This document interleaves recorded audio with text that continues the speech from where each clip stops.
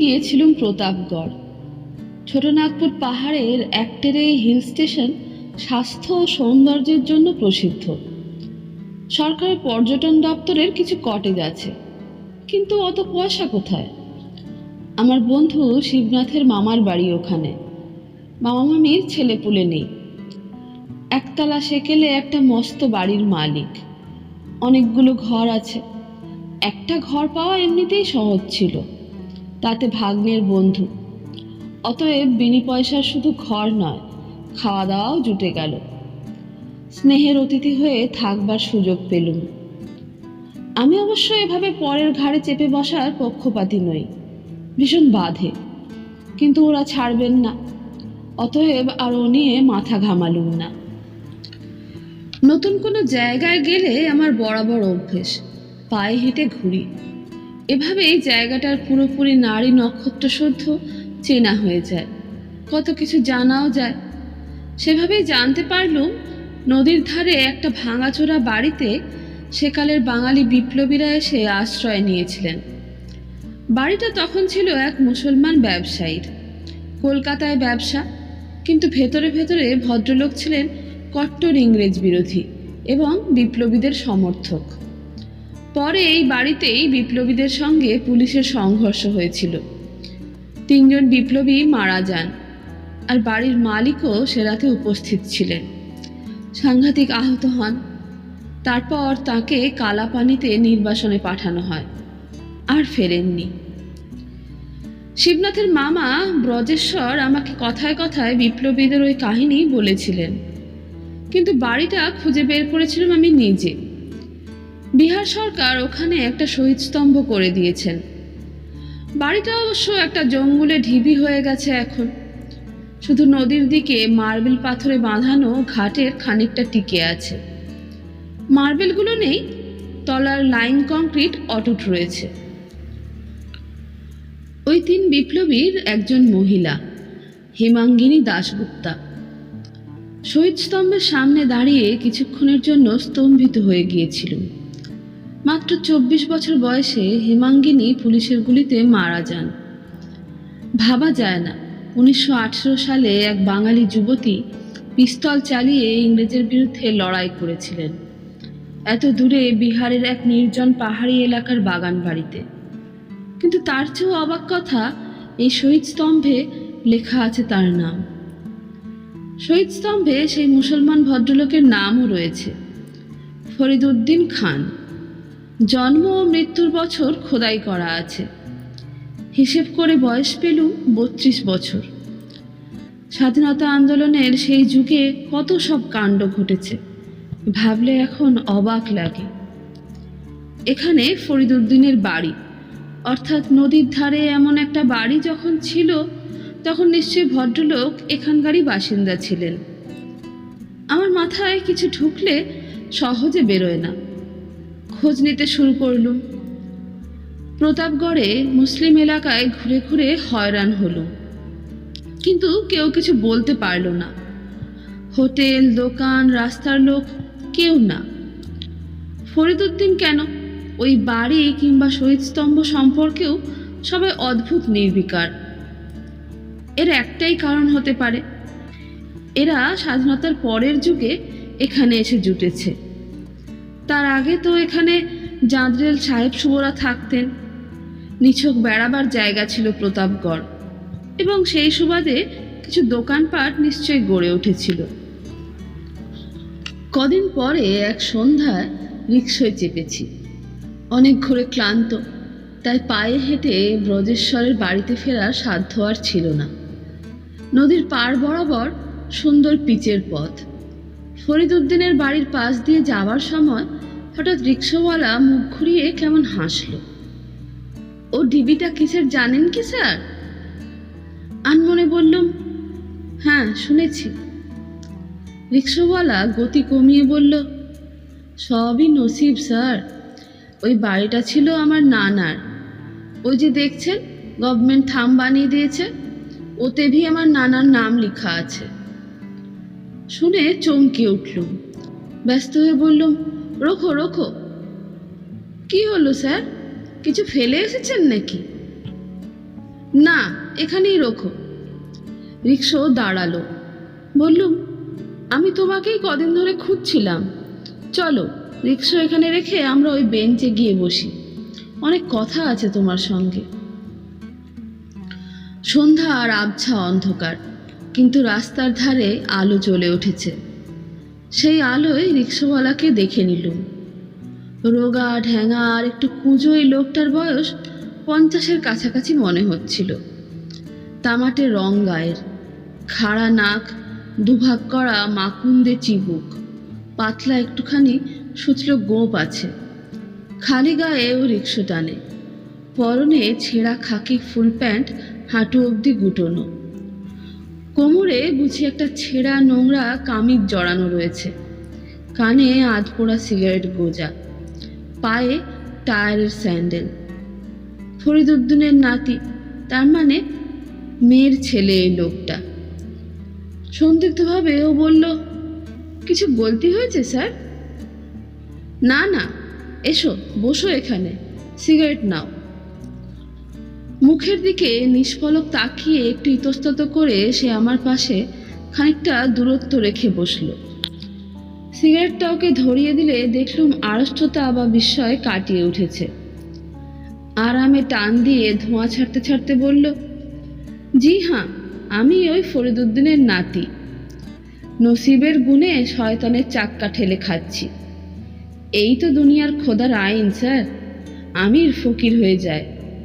তবে এও ঠিক, আমার বাবা ওনার শ্বশুর ফরিদুদ্দিনের মতন আমির ছিল না, মক্তবের মৌলবি ছিল। মাসে 3 টাকা মাইনে পেত।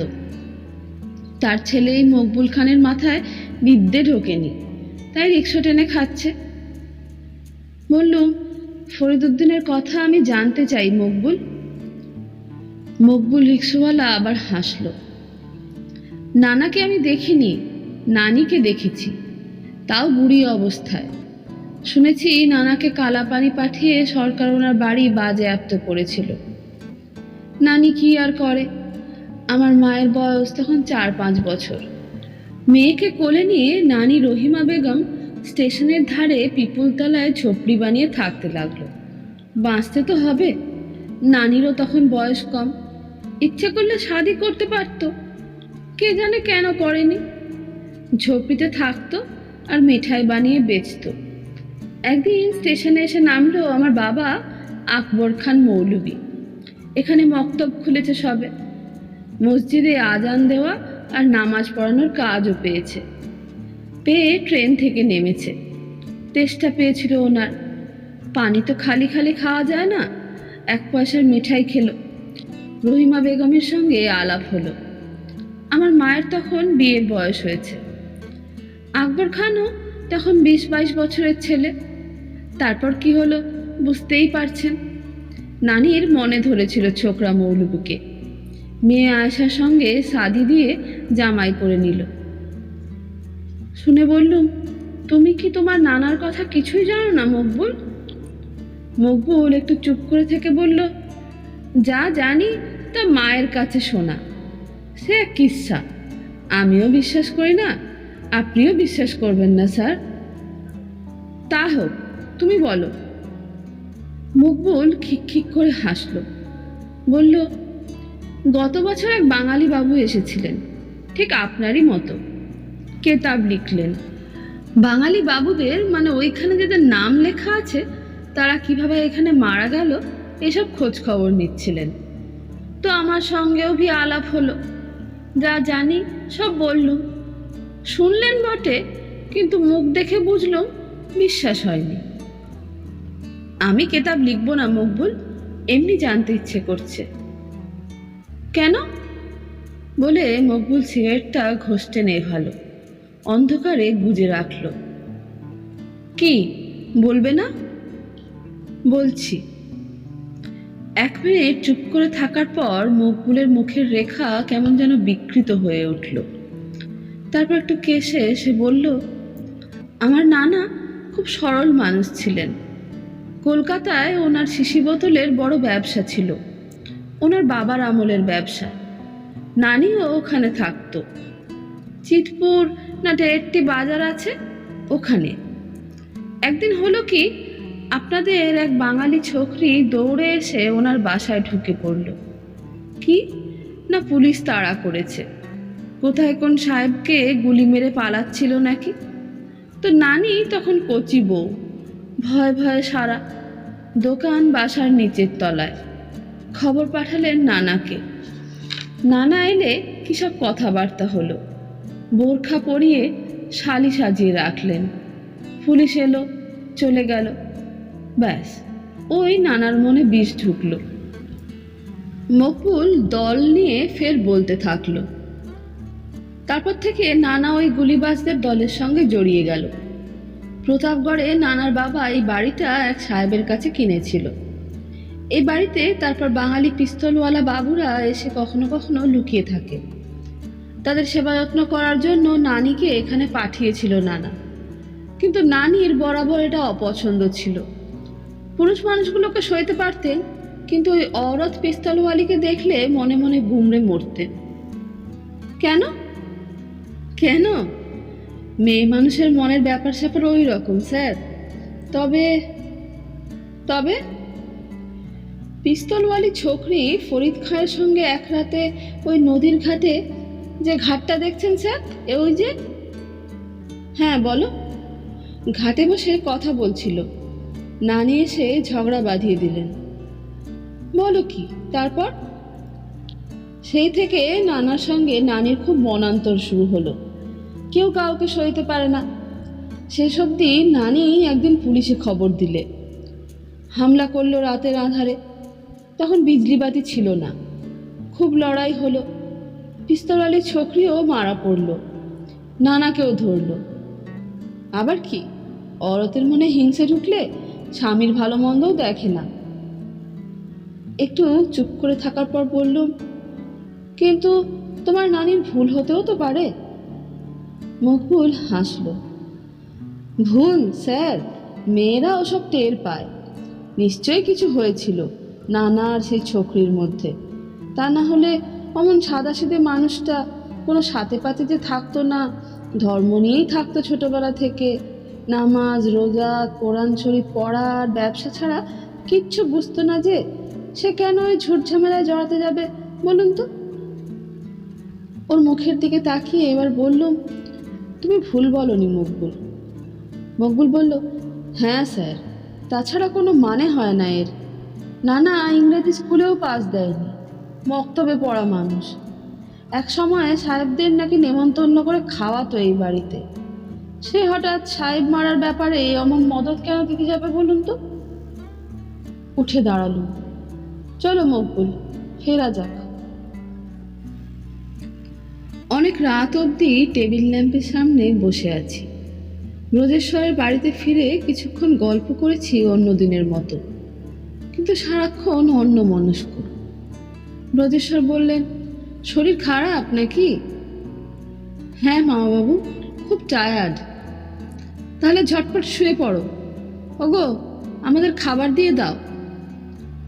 8টার মধ্যে খাওয়া শেষ করে ঘরে ঢুকেছি। তারপর দরজা বন্ধ করে টেবিল বাতি জ্বেলেছি। ব্যাগ থেকে একটা 60 বছরের পুরনো জীর্ণ বই বের করেছি। বইয়ের পাতায় পাতায় লেখা ছোট্ট হরফে কালির লেখা, অস্পষ্ট বিবর্ণ। আবার খুঁটিয়ে পড়ছি। যাকগে, যে জন্যে প্রতাপগড়ে আসা তা চুকে গেল। আমি এতদিনে খুঁজে পেলুম লোকটাকে। কিন্তু মোটেও জানতুম না বিহার সরকার হেমাঙ্গিনী এবং তার সঙ্গীদের নামে এখানে একটা শহীদস্তম্ভ করে দিয়েছেন। শুধু এটুকু জানতুম, আমার বাবা আর এক পিসিমা হেমাঙ্গিনী দাশগুপ্তা বিহারে কোথায় ইংরেজ পুলিশের গুলিতে নিহত হন 1918 সালে। তার লাশ ওখানেই পোড়ানো হয়। আত্মীয়রা ভয়ে কেউ যাননি। হেমাঙ্গিনী যে প্রথম বাজে উপন্যাস অনন্তপুরের গুপ্তকথা পড়তেন, সেটা আবিষ্কার করি 2 মাস আগে। বাবার পুরনো বইয়ের মধ্যে এই বইটা দৈবাত পেয়ে যাই। হেমাঙ্গিনীর নাম লেখা আছে গোড়ার দিকে। পরে গোয়েন্দাগিরির নেশা পেয়ে বসে। বইয়ের মধ্যে অনেক অক্ষরের মাথায় ফুটকি দেওয়া আছে। সবগুলো মিলিয়ে আমি অবাক হয়েছিলাম। ওতে একটা গুপ্ত মেসেজ রয়েছে। পুলিশ কমিশনার ম্যাক্সওয়েল পাটনায় বদলি হয়েছে। কলকাতায় যে সুযোগ পাই নাই, তাহা পাটনায় পাইব। সরজিৎ, মহিতোষ এবং তুমি পাটনা যাইবে। কাজ সারিয়া প্রতাপগড়ে যাইবে। সাবধান, সরাসরি কলিকাতায় ফিরিবে না। প্রতাপগড়ে দেখা করিব। প্রেরকের নাম নেই। বোঝা যায় দলের নেতা এই মেসেজ বইয়ের সাহায্যে হেমাঙ্গিনীকে পাঠিয়েছিলেন। কিন্তু ওই মেসেজ নয়। আমার দৃষ্টি আকর্ষণ করেছিল বইয়ের পাতায় হেমাঙ্গিনীর লেখা কথাগুলো, সাধু ও চলতি ভাষায় মেশামেশি। আমি কি জাতিস্বর? কেন ওকে চিনিতে পারিলাম? আমার মনের জোর কমিয়া যাইতেছে। জন্মান্তরের দৃশ্য দেখিতে পাইতেছি, অদ্ভুত সব দৃশ্য। ও আজ আমার দিকে সোজাসুজি তাকিয়েছিল। এই প্রথম বলিল, আপনাকে চেনা লাগে কেন বলুন তো? আমি অবাক, শিউরে উঠেছিলাম। ওর দ্বিধা অনেক কেটেছে। স্পষ্ট করে বলছে আমার সঙ্গে জীবন দেবে। বলিলাম, তোমার সংসার? ও শুধু হাসিল। জন্মান্তর আবছাভাবে মানিতাম, জানিতাম না আমার জীবনে তা সত্য হবে। নিজের মনকে বাঘ মানাইতে পারি না।